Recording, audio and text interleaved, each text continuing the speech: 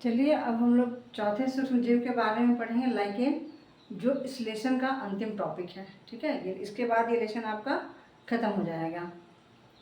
तो लाइकेन क्या है? कहता है कि लाइकेन शैवाल और कवक है ना, ये जो है सहजीवी है। सहजीवी मतलब कि साथ में जीने वाले हैं। ये सभी जो है ये एक दूसरे को मदद करते हैं, यानी एक दूसरे के लिए फायदेमंद होते हैं। तो ऐसे रिलेशन को सिम्बायोटिक रिलेशन कहते हैं। ठीक है, और ये इस प्रोसेस को लोग सिम्बायोसिस कहते हैं। ठीक है, इसमें क्या होता है कि इसमें जो शैवाल का घटक यानी शैवाल जो होता है ना, उसको हम लोग कहते हैं, शैवालांश को, उसको हम लोग कहते हैं फाइकोबायंट। और जो कवक का जो घटक होता है ना, उसको हम लोग कवकांश कहते हैं, यानी कि इसको माइकोबायंट कहते हैं।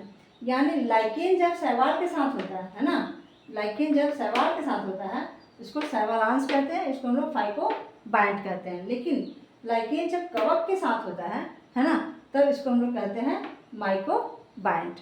तो फाइकोबायंट और माइकोबायंट समझ में आ गया होगा, कवकांश और शैवालांश। ठीक है, शैवालांश जो होता है वह स्वपोषी होता है, यानी कि शैवाल के साथ जब ये लाइकेन होता है ना, तब ये स्वपोषी होता है, यानी वे अपना भोजन स्वयं बनाते हैं।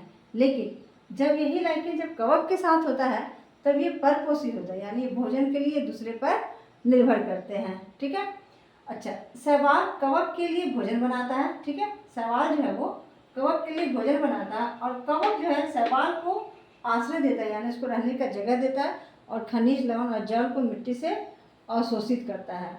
और इनके बीच में इतना घनिष्ठ संबंध होता है कि ये बता पाना मुश्किल है कि इसमें दो जीव होते हैं। ठीक है, और लाइकेन जो है आपका प्रदूषण का बहुत ही अच्छा इंडिकेटर है, क्योंकि जहाँ पे प्रदूषण होता है ये लाइकेन नहीं उगते हैं। तो चलिए इससे बनने वाले ऑब्जेक्टिव क्वेश्चन हम लोग देख लेते हैं। तो हम लोग ये कहते हैं कि पहला ऑब्जेक्टिव क्वेश्चन बनता है कि जो शैवालांश को हम लोग क्या कहते हैं? फाइकोबायंट। और हम लोग कवकांश को क्या कहते हैं? माइकोबायंट। और इसमें से पूछा जा सकता है कि शैवालांश कैसा होता है? तो वो स्वपोषी होता है, जबकि कवकांश कैसा होता है? तो वो आपका परपोषी होता है। अच्छा, शैवाल कवक के लिए क्या करता है? तो शैवाल कवक के लिए भोजन बनाता है, और कवक क्या करता है? कवक उसके लिए खनिज लवण अवशोषित करता है और उसको आश्रय देता है। ठीक है, और एक लास्ट क्वेश्चन बन जाता है कि बताइए प्रदूषण का सबसे अच्छा संकेतक इंडिकेटर कौन है? तो वो लाइकेन है। अब आपसे ये पूछा जा सकता है कि बताइए लाइकेन को प्रदूषण का इंडिकेटर क्यों कहा जाता है?